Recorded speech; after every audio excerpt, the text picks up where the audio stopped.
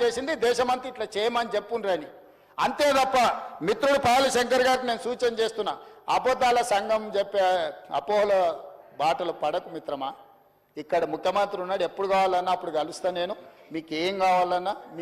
మీకు అనుమానాలు ఉంటే నివృత్తి చేస్తా నేను ఎప్పుడో ఒకసారి అమావాస్య పుణ్యానికి బయటకు కనిపిస్తాను కాదు 24 గంటలు అందుబాటులో ఉంటాను నీకు తెలుసు నీ మిత్రులకు తెలుసు నేను నచ్చినా నచ్చకపోయినా ఒకవేళ నేను వ్యక్తిగా నచ్చొచ్చు నచ్చకపోవచ్చు కానీ నేను మీ అందరికి అందుబాటులో ఉన్న ప్రజాప్రతినిధులకు 14 నెలలలో ఏ ఒక్క రోజైనా నేను సెలవు తీసుకున్నానా ఏ ఒక్క రోజైనా ఎవరైనా వస్తే కలవలేదా కాబట్టి ఈరోజు ఈ సమాచారానికి సంబంధించి కూడా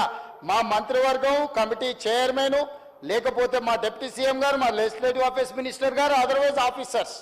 మీరు ఏం కావాలన్న సభలోనే కాదు సభ తర్వాత కూడా మీరు రాండి ఫైనల్గా నా సూచన ఏంటంటే ఎవరైతే ఇందులోకి రాలేదో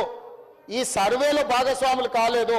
ఇప్పటికైనా జనజీవన స్రవంతిలోకి రాండి చంద్రశేఖరరావు గారికి తారక రామారావు గారికి హరీష్ రావు గారికి నేను విజ్ఞప్తి చేస్తున్నా దయచేసి మా శ్రీనివాస్ యాదవ్ గారి మనసును అర్థం చేసుకోండి ఆయన మనసు ఆ పక్కలున్న మా మిత్రుడు గంగుల కమలాకర్ కూడా బాధపడుతున్నాడు అరే మా బీసీల కోసం ఒకసారి లెక్కలేసినప్పుడు మా సార్ లెక్కలకి వస్తలేడు ఎల్లుండి పొద్దుగాల మేము ఏం మాట్లాడతామని దయచేసి నేను మిమ్మల్ని కోరుకుంటున్నా మిత్రులారా దీంట్లో వ్యక్తిగా లేకపోతే పార్టీగా లిమిటెడ్ మేమేదో లాభం ఆపేక్షించి చేస్తలేం ఒక మంచి పనికి ముహూర్తం పెట్టినాము ఈ మంచి పనికి అందరు సహకరించండి మీ నాయకులకు కూడా చెప్పండి డిఫర్ అయితే డిఫర్ కానివ్వండి నేను డిఫర్ అయ్యేదాన్ని నేనేం ప్రశ్నిస్తలేను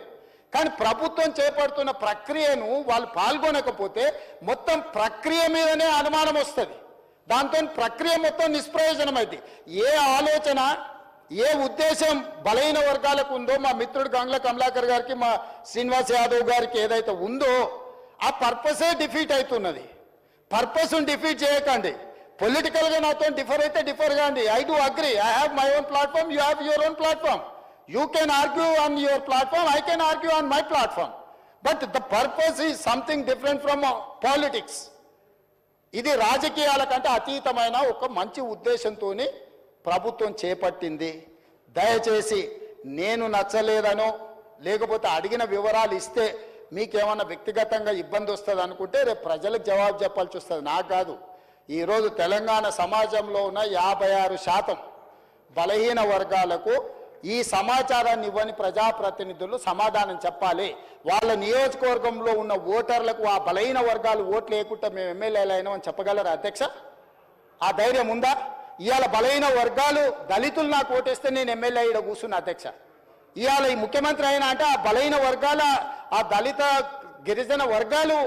మనల్ని గెలిపిస్తూ వచ్చినాం మీరు ఎమ్మెల్యేలు అయింది ఆ బీసీల ఓట్లు లేకుంటే ఎమ్మెల్యేలు అయిందా ఇవాళ బీసీల లెక్కలు వేసినప్పుడు మేము సర్వేలో పాల్గొనము మాకు రేవంత్ రెడ్డి జుట్టు నచ్చలేదు లేకపోతే రేవంత్ రెడ్డి ముక్కు నచ్చలేదు రేవంత్ రెడ్డి కోసమా ఇది రేవంత్ రెడ్డి నచ్చొచ్చు నచ్చకపోవచ్చు ఇది బలహీన వర్గాల కోసము పనిచేస్తున్న విధానము ఇది ప్రభుత్వము ఈ ప్రభుత్వ విధానంలో బలహీన వర్గాలకు మేలు చేయాలనే ప్రయత్నం చేస్తున్నాం దయచేసి చిన్న చిన్న కారణాల చేత ఇంత పెద్ద లక్ష్యాన్ని బలహీనపరచకండి అని చెప్పి నేను ప్రధాన ప్రతిపక్ష నాయకుడికి వాళ్ళ ఎమ్మెల్యేలకు నేను కోరుకుంటున్నా అధ్యక్ష